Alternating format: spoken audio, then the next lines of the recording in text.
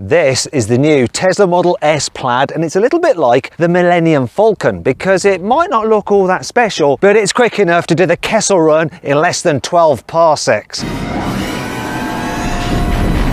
Now I'm going to show you exactly why, because later on in this video I'm going to launch it to see how quick this car is from 0 to 60 miles an hour. I'm also going to talk you around the exterior. The interior, I'm going to see how practical it is, try out some of its tech, and of course take it for a drive. Anyway, I'm Matt Watson and you're watching CarWow. And if you haven't done so already, please make sure you subscribe to this channel and hit the bell icon to turn your notifications on. That way you won't miss a single upload. Buying a new car? Then head to CarWow and my team will help you find your next car at a fair price. CarWow, your one-stop car buying comparison site. Let's start this video by talking about the design. So even though this is an all-new car, it looks rather similar to the old Model S. However, you can now get this Plaid version, which has this horrible badge. It also gets a boot lip spoiler, which is less horrible. I like that. In fact, I like the overall design of the rear. What was chrome on the previous car is now black though, because black is definitely cooler than chrome apparently. Wheel sizes start at 19 inches, which is too small, though you can pay extra, £4,400 actually, to upgrade to 21s, which look a lot better. As with the previous Model S, you get flush door handles which pop out, and you have black surround for the windows, unlike the chrome on the previous generation car. This little pod here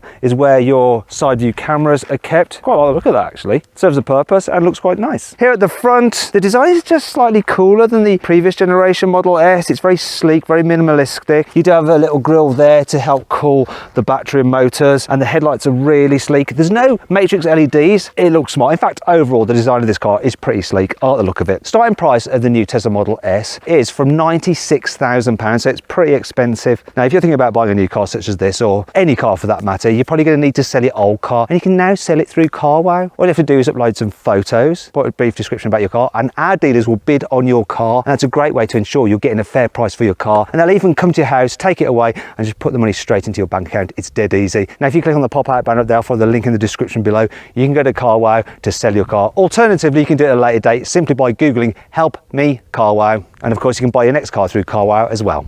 Here on the inside of the new Tesla Model S, there are two major things to talk about. The first, of course, is this yoke-style steering wheel. It's the only steering wheel you can get with the car in the UK, apparently, which could be a bit annoying. I'm going to tell you what it's like when you're actually driving later on. To look at, it's pretty cool, and it gives you a great view of the instruments. There are no actual physical buttons. Instead, you've got touch-sensitive ones, though they are rather easy to just brush, so you can accidentally find yourself just touching the indicator when you don't actually mean to. The next thing to talk about is the screen. It's no longer portrait, it is now landscape, which I prefer. And the processor that runs the infotainment system is as powerful as that in a PlayStation 5. It is super responsive, but it needs to be because you control absolutely everything through it, including most of the car's functions. So if you want to move the steering wheel, you have to go into here, and then you control it using these buttons. Same with the door mirrors as well. You have to press that there, and then you control them with the buttons on the steering wheel, which is a bit of a faff. You soon get used to it, and I am thankful that unlike in the Tesla Model 3 or Model Y, you don't have the speedo there. It's actually on the main instruments here, because you do have proper instruments in front of you, which is good. I tell you what also is good, quality in here. It's better than the previous generation car. It doesn't feel cheap at all. Well, it shouldn't do at this price. It's a very expensive car, isn't it? Seats are lovely, very supportive, and I really like the design as well. There is something that's not ideal about this car though, and while it does feel nice, build quality maybe is a bit iffy in places. For instance, the owner of this car pointed this out. This cover for the cup holders doesn't stay open. He needs to get that fixed, but apparently his Tesla retailer doesn't know how to fix it yet. How annoying. These other slidey bits do work as they should do though. Lots of storage down here. Let me just shut them back up, and obviously that one itself. More storage in here. Then you've got your wireless charging pads there for your mobile phone. Quite an annoying place for your hazard warning lights. Something you might need to hit quite quickly, but it's a bit fiddly to get to. I will show you in the glove box, but look at this. When I try and open the glove box, which once again you have to do through the screen, it's asking me for a pin because the owner has locked it. I wonder what he's got stashed in there. What I can show you is the fact that now the Tesla Model S finally gets some door bins. So look, you can fit a big bottle in there, which is great. Overall though, I like the interior design. It's really nice. Let's just get rid of that. Here in the back of the Model S, knee room is good. Headroom is all right. People over 6 foot will be fine. And I love the fact that you get this massive glass roof. What's not so good though is this. Look, you can't really stretch your feet out underneath the chair in front because it's mounted quite low. Also, there's not much distance between the floor and this seat. So look, you don't end up with much under thigh support. So that could be annoying on a longer journey. If you need to carry 3 in the back at once, it's actually quite decent because this is quite a wide bench seat, and the flat floor means there's plenty of room for everyone's feet. If you need to carry children, look, you've got baby seat anchor points there. And if there's no one sat in the middle, you can of course fold this down. It's a big armrest, you've got cup holders. Lift this up, you can see, look, we've got 2 wireless charging pads there and a little extra storage space there. Annoyingly though, there's no through loading. I do like this. You've got this screen here for the climate control, so you can move the airflow about just using your finger. You've got heated seats, you can control the music, and you've even got YouTube, Netflix, or whatever. There's also a couple of extra USB-Cs there for charging some more mobile devices, and like in the front, you get door bins here in the back as well, so that's good. Oh, look at this, little coat hook there. Tiny things, please, tiny minds. Now, it's good about this. However, if you want an EV with even more room in the rear seats, click on the pop-out banner up there. Follow my link in the description below to watch my review of a big, spacious and luxurious electric vehicle. Now let's talk about storage. Obviously, being a Tesla, you have a front boot, a fruit, and it's a decent size. And look, we've got the bag for the Tesla cable here. Look at that. Willow Springs world record lap by Randy Pobst. He did a 1:27.78. Yeah, I'm glad he didn't do that round a certain unnamed German circuit, which is very famous, because then this would be happening to me. Is the question old?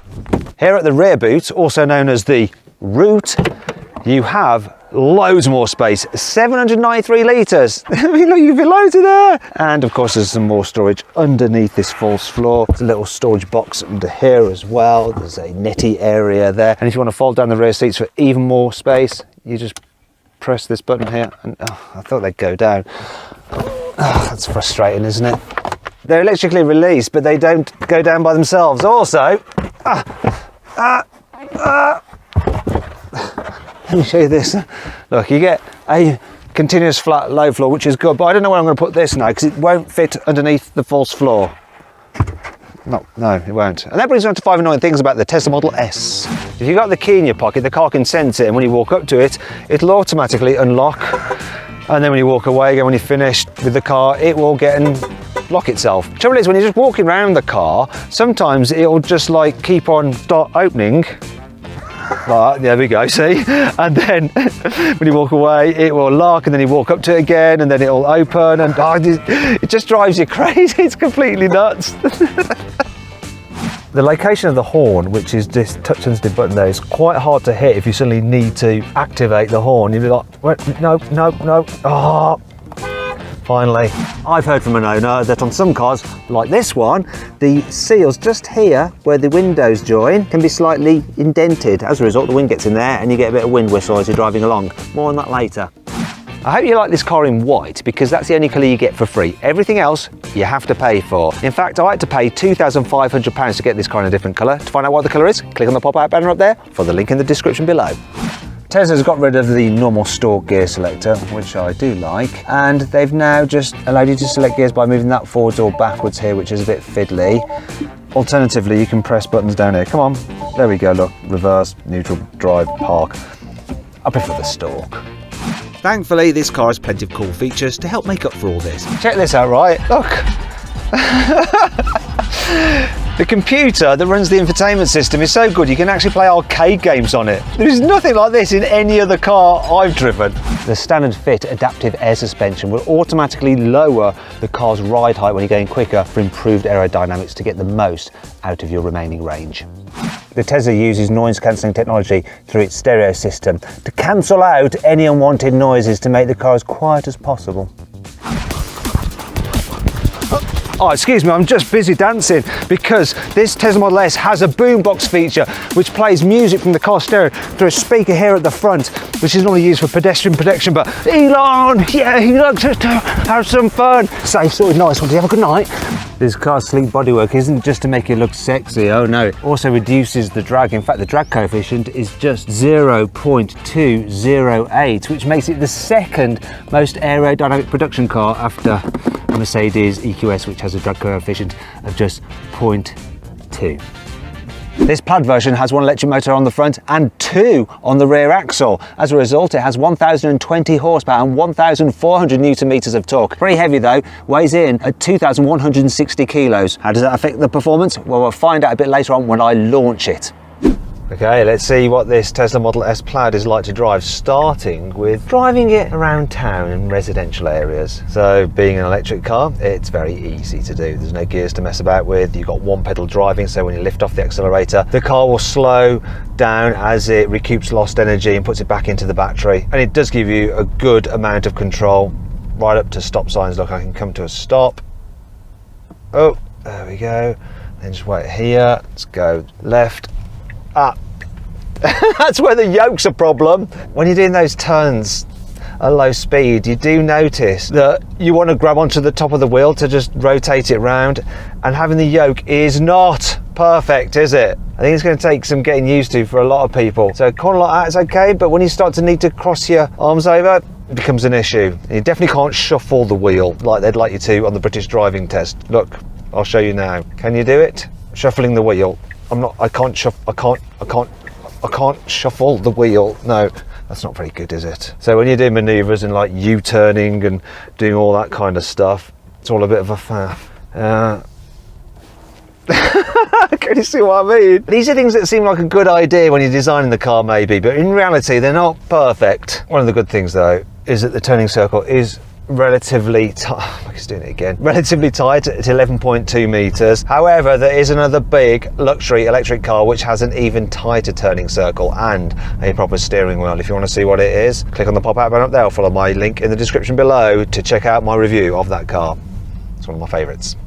So then let's find out what this Tesla Model S Plaid is like to drive on the motorway. First thing I'm going to do is press this button on the steering wheel twice to engage the autopilot. So this car has the standard autopilot, which means that it can brake and accelerate to keep you a safe distance from the car in front and steer to keep you in lane. And it's a pretty decent system. Hooks you up nicely and just does the job for you. You do have to keep hold of the wheel, otherwise it will disengage. But yeah, that's how it should be really, isn't it? Now this is the kind of system you normally have to pay extra for on this car's German rivals, but you get it standard here, and you can upgrade this system so that it'll do things like follow your sat nav and even take you off up a motorway ramp. This one doesn't have it though, so I'm just doing the normal cruise control thing, and it just makes life easy. And it allows me to just focus on what this Tesla Model S Plaid is like for just cruising on the motorway. And the seats, they're comfy, the suspension is good over undulations, and the actual expansion joints in this rather poorly surfaced motorway here in Los Angeles. There's not too much tyre noise considering the surface is quite bad. Occasionally when you go over bumps you hear the suspension go dunk dunk dunk dunk dunk.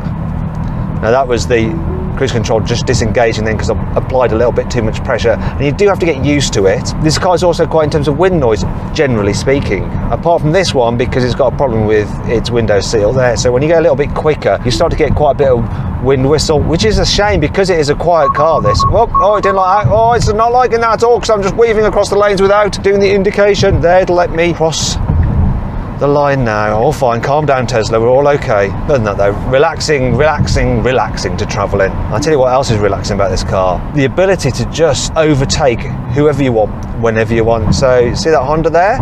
I'm going to overtake it now, like that. You ready? 3, 2, 1, floor it.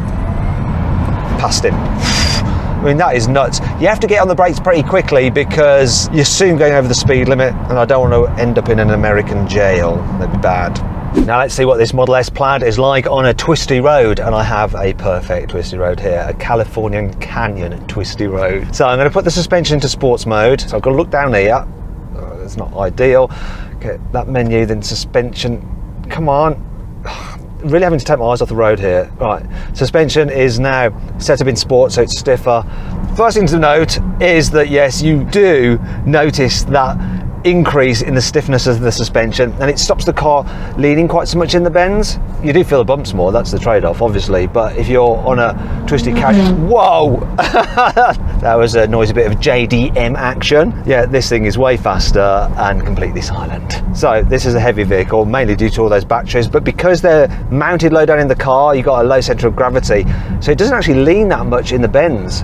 In fact, it stays pretty blooming flat. You'd have to watch going into the turns though, because the brakes, while they're absolutely fine in town and fine on the motorway, I just think the stopping performance isn't quite as on it as say in a Porsche Taycan Turbo S.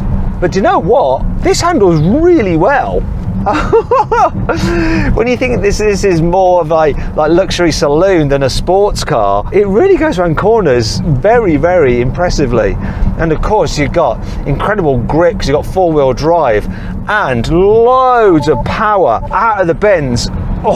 From those 3 electric motors. And out here, when you're going quicker and you're on a twisty road, this yoke steering wheel actually works, you know. I quite like it because you're not having to do such tight turns as you would do in town, and because you're going quicker, it just feels quite natural. For those who like to hold the wheel slightly more towards like 10 to 2 than quarter to 3, you ain't going to enjoy it. But you know, that's quite a tight hairpin there, and I'm not missing the lack of top to the steering wheel. I might do if I suddenly needed to do some oversteer action to correct a slide, but this car isn't really going to be doing much sliding, I don't think. It's doing lots of beeping as I accidentally go over the central line. And the way this thing hauls ass up a hill is just unreal. Right, do you know what I'm going to do now? Right, I'm going to slow down, This car goes around corners as well as you ever need it to. Yeah, it's no sports car, but it's one hell of a fast, sporty saloon car. Let's set up for drag strip mode.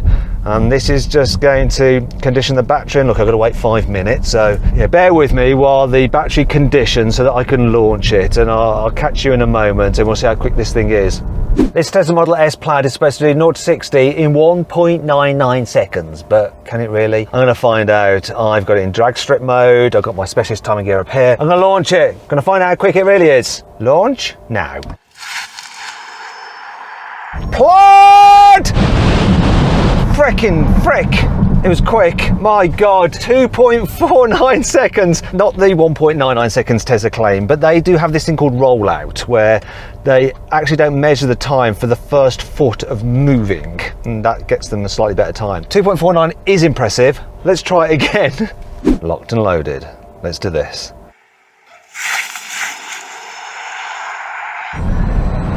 What did we get there? 2.4 seconds. Oh, it's well quick. Maybe I'd have got a slightly better time from the Plaid had I launched it with a full battery. However, when I collected the car, it had 60% remaining, and due to filming constraints, I didn't have time to charge it. So then, what's my final verdict on the Tesla Model S Plaid? Should you avoid it? Should you consider it? Should you Does my head in. What's that all about? You're not helping your case here, right? Should you shortlist it, or should you just go right ahead and buy it? Well, I'm not so sure what I should do now. I was going to say you should go right ahead and buy it, because I have gone right ahead and bought one of these. I've got one on order, just waiting for it to arrive, but hopefully it won't have these gremlins. Anyway, I hope you'll enjoy the video. If you did, give it a like. If you didn't, give it a dislike. Let me know some other videos you'd like to see in the comments below. Click on those windows there for some more videos, and click on that box there if you want help selling your car through CarWow.